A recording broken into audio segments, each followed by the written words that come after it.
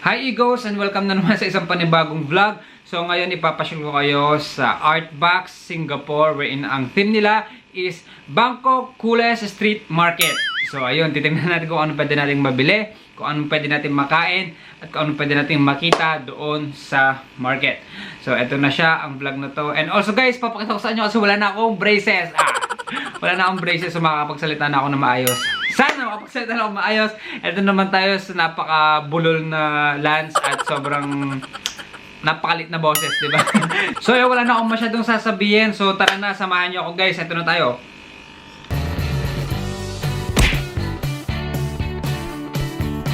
Hi Egos, good morning. Today is April 14, 2017. And happy, ano ba? Happy ba yun? Good Friday sa inyo lahat. Okay? So, wala tayong pasok ngayon, holiday ngayon, so gagala tayo. Alright?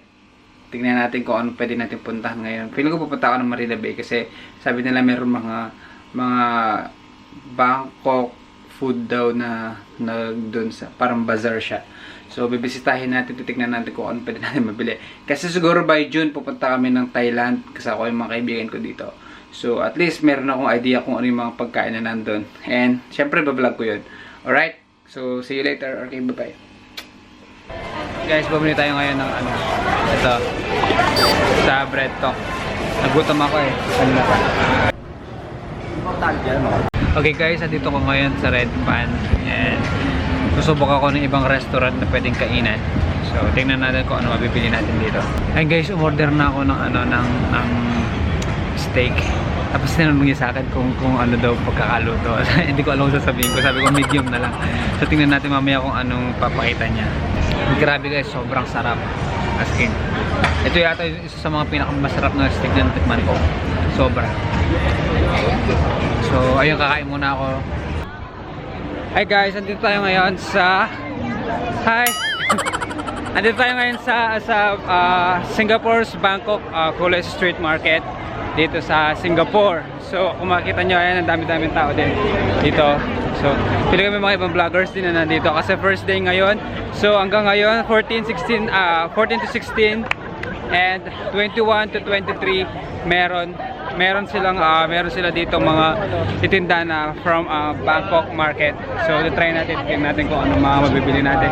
Sana may mga street foods na sobrang exotic na like scorpion, ganon. Although di pa ako nanggagaling sa Thailand. Sana dito ko may experience. Okay, let's go.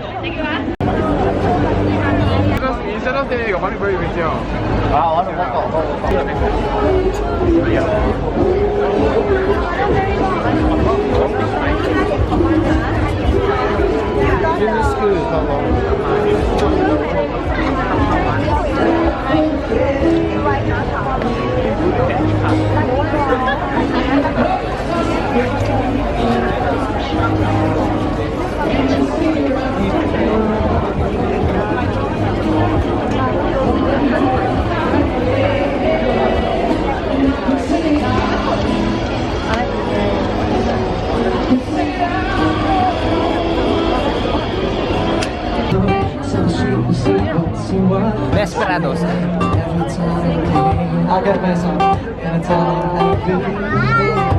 Ayan guys, tignan natin kung pambili tayong umakyat dito. Ayan, sa Artbox.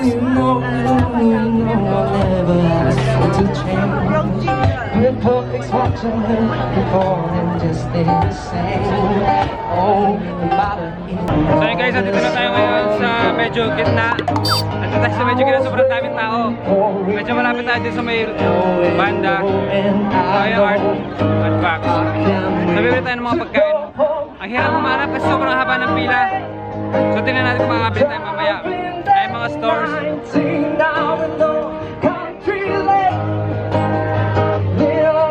And kung makita nyo guys, sobrang daming tao, sobrang siksikan, sobrang hirap huminga. Sobrang init. I'm gonna repeat the first song. Was running from my brothers and his friends. Tasted sweet perfume of a mountain until I rolled down. Was running. 这个味比较香，但是比较难挖出来。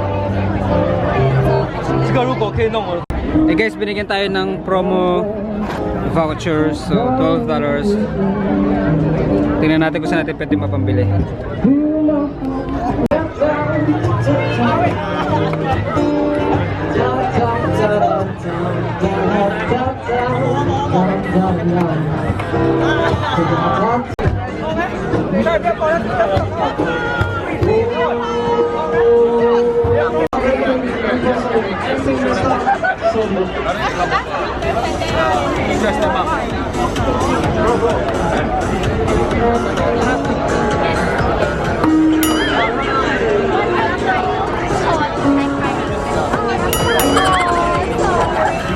It's okay.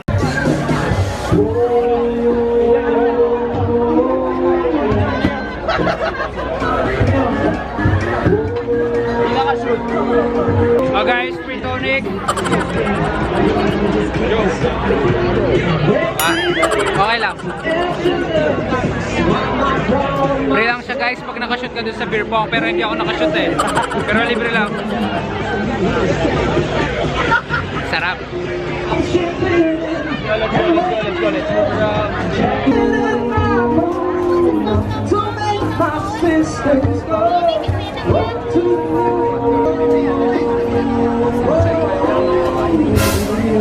Say hi. Free taste. Okay lang.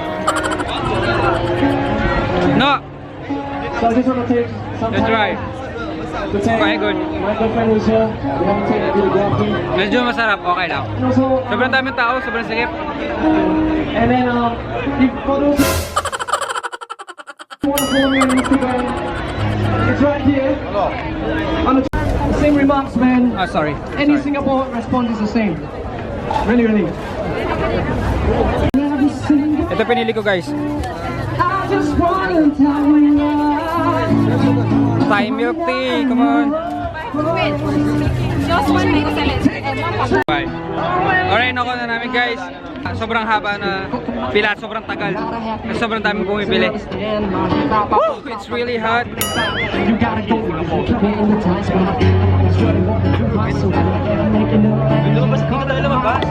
Take a peek into the speaker, ready to see what I'm doing. Crowded. Outside the grass is green. I don't care, no. Sobrang daming tao What guys. you might think about me now. So lalabas muna kami para doon kami kakain. I can be the one to take you home. Maybe we can run the night. Ganda ng kanta. I'm a kick in your heart. Oh, your heart. Oh, yeah, yeah, yeah.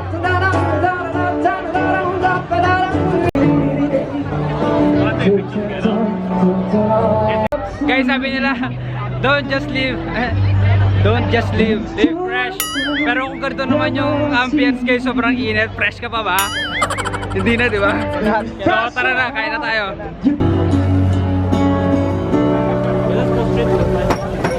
High up above, down below.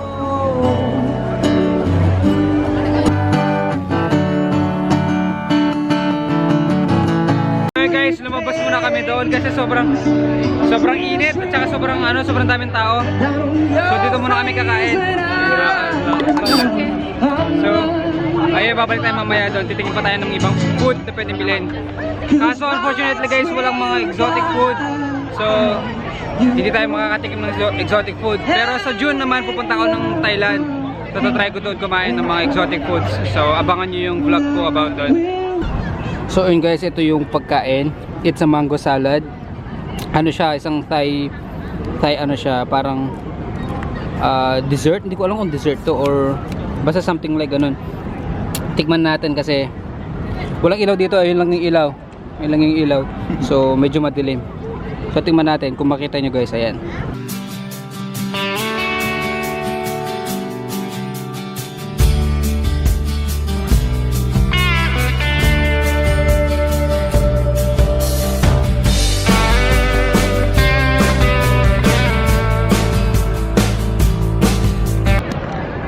Masarap siya guys.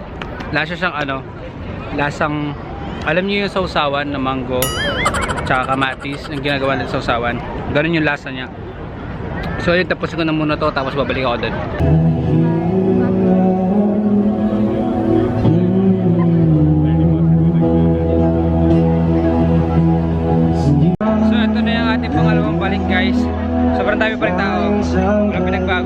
Although wala na ako masyadong pawis ngayon. Pero same, sobrang daming tao pa din. Pati dito sa side na to. Ayan.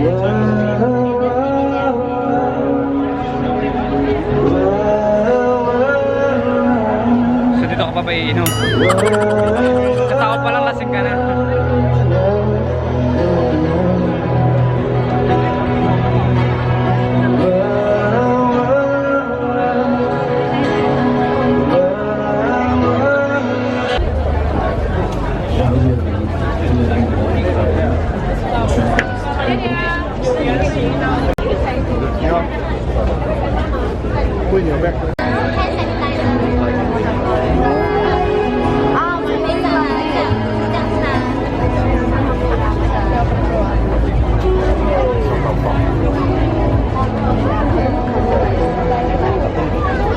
You'll be a different kind, 'cause I'll be holding all the bridges and doing what you like.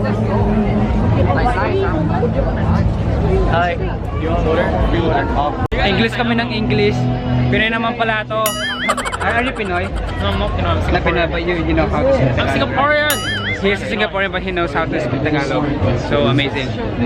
And guys, sa tagal ko na naghahanap ng ganito. That you like for Luggage cover.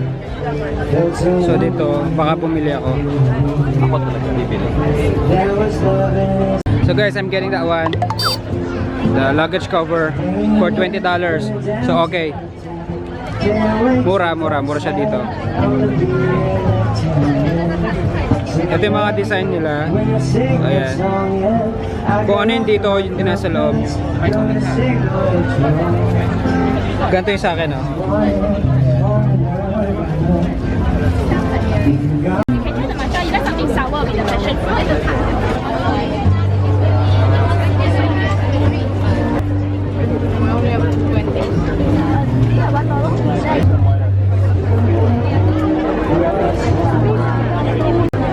Eh guys, bibili sana ako dito kasi sobrang haba ng pila. Ayan, oh. Hanggang doon. Ayun yung pila. So wag na lang. Bumili ka dito pero pag hindi mo gusto, isuka mo. Eto, isuka. So ayun guys, sobrang dami ng tao. Kasi sobrang siksikan na. So feeling ko tapos na. Uwi na kami. Ayoko na, busog na rin ako. So let's go. Uwi na tayo.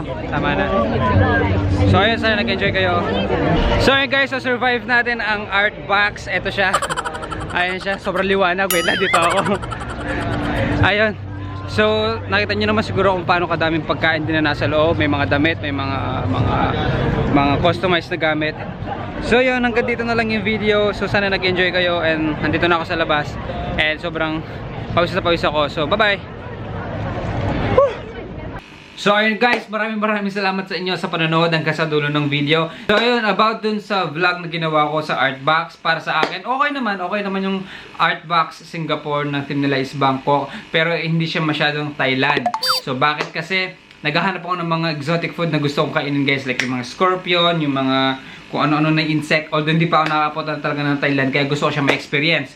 Although nagbabalak ako pumunta ng Thailand siguro by next bakasyon. Try ko pumunta ng Thailand. Siyempre, i-vlog ko din yun. So, ayun. So, unfortunately, hindi talaga ako nakita na may exotic food and also mga pagkain doon yung makikita mo lang din sa Singapore. Pero, siyempre, meron silang mix ng Bangkok and Thai culture. So, ayun. So, para sa akin, okay lang yung event. Hindi siya ganun ka Thailand, hindi siya ganun ka Singapore, and then nandun lang siya sa gitna. Para sa akin, at least mapuntahan nyo lang. 'Di ba? Why not? And also guys, medyo mahal siya, medyo mahal. So, compared sa Thailand na presyo at sa presyo dito sa Singapore, sobrang layo ng agwat, sobrang mahal dito. So, and guys, at least ma-try nyo lang. Kung gusto nyo mag-explore lang kayo doon, tingin-tingin, ganon. So, ganon lang. Okay lang siya, hindi siya advisable na puntahan, sadyain. Pero at least kung nandun naman din kayo sa place, so why not, 'di ba?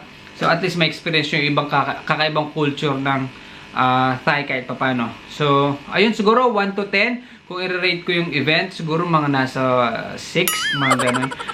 So tulad ng sinabi ko guys, mag-feature ako ng ibang mga tao na nagko-comment sa baba.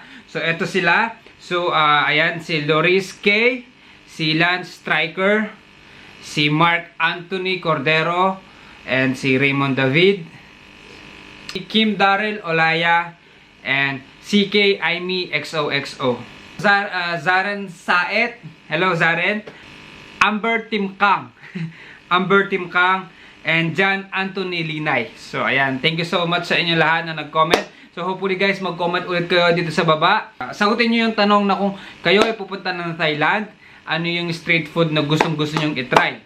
Okay? Sa akin kasi guys, gusto kong itry yung scorpion, pero unfortunately wala doon dito sa vlog na to, and wala mga exotic food na pagkain. Di ba ang saya? So ayun, sana nag-enjoy kayo sa video na to, and also sana mag-leave kayo ng comment and like nyo yung video, and please do not forget to subscribe guys. Sige na, please, sana maka 1K na ako na subscriber. Sobrang happy ko na.